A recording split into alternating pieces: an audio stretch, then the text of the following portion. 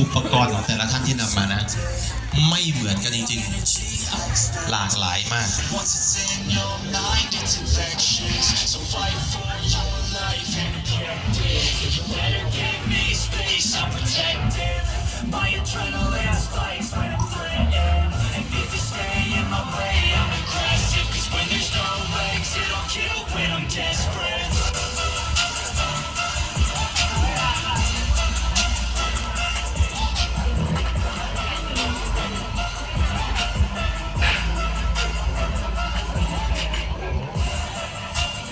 โอ้โหเป็นภาพที่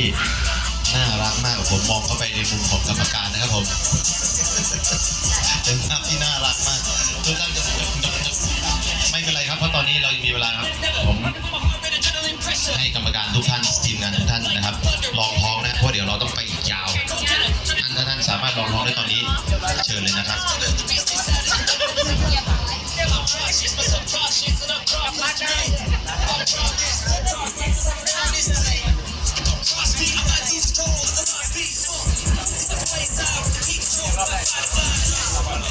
สเตชัน B นะคะเหลือ3 นาทีสุดท้ายค่ะ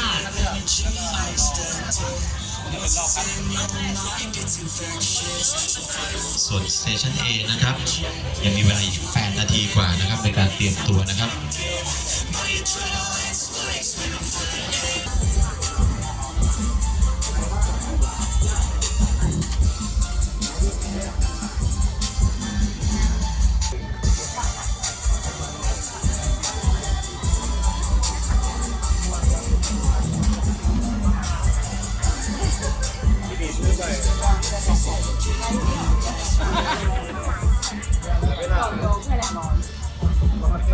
ป้าเป็นมาแล้วป้ามาแล้ว